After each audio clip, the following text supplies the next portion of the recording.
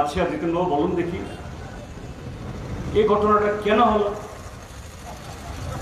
আমি বললাম দেখুন, আপনি কিন্তু মুখ্যমন্ত্রী, আমারও মুখ্যমন্ত্রী, আপনি বিজেপির নেতা না।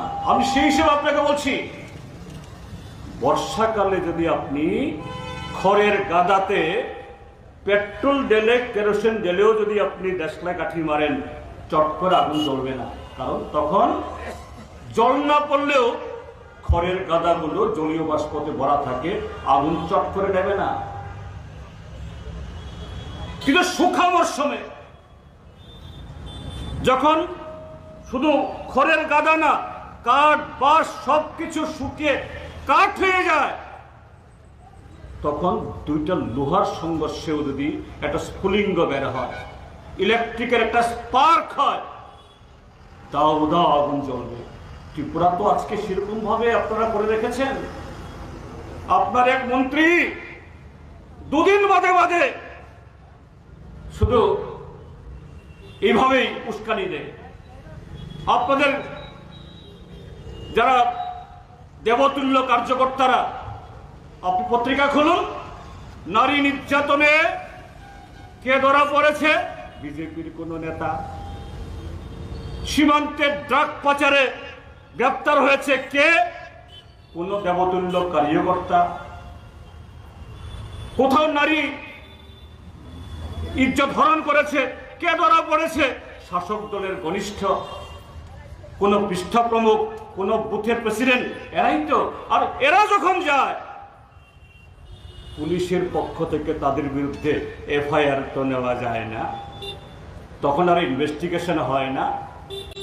সেই ইনভেস্টিগেশন হলে তো এখানে যে রথকাণ্ড হলো, 10 জন লোক মারা গেল,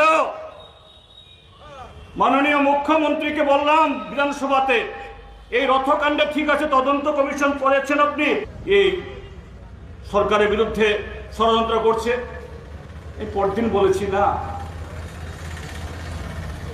আমি দায়িত্ব নিয়ে বলছি, আমি সিপিআইএম এর যেমন সম্পাদক, প্রধান বিরোধী দল এবং বিরোধী দল নেতা হিসেবে বলছি, ডক্টর মানিক সাহা, আপনাকে এরকম আতঙ্কিত হওয়ার কোনো কারণ নেই। আপনি 2028 ইংরাজি অব্দি মুখ্যমন্ত্রী থাকুন, আমরা চাই। আপনাদের বর্তমান বিজেপি মথা আইপিএফটি সরকার 28 অব্দি মানুষের যে ম্যান্ডেট হয়েছে থাকুন। আমরা এর আগে আপনাদেরকে টেনে নামাবো এই কথা আমরা বলবো না। তবে পরিস্থিতি কি করবো আগামী দিন জানি না, কিন্তু আপনার দলের ভেতরে লোক আছে আপনাকে পেছন থেকে টানতে চায়, আপনার চেয়ারের পায়া ভাঙতে চায়। আমরা না, আমরা কি চাই? সংবিধান অনুযায়ী নির্বাচনে যে প্রতিশ্রুতি দিয়ে আপনারা ভোট পেয়েছেন, সেই প্রতিশ্রুতি যে দিয়েছেন ত্রিপুরা জনগণকে, সে অনুসারে কাজ করুন। অগণতান্ত্রিক ভাবে না, অসাংবিধানিক ভাবে না। আজ ত্রিপুরা জনগণকে আমরা বলতে চাই, কুমারঘাটের মানুষকে, একটা পরিবর্তনের ঢেউ আসছে। সেই পরিবর্তন কি? আজকে গণতন্ত্রহীনতা, সংবিধানহীনতা, অন্যায়, অরাজকতার পিডব্লিউডি, এগ্রিকালচার, সর্বত্র সিন্ডিকেট, কয়েকজনের সিন্ডিকেট, তারাই সব টাকা লুট করে নিয়ে যাচ্ছে। এটা বন্ধ করতে হবে।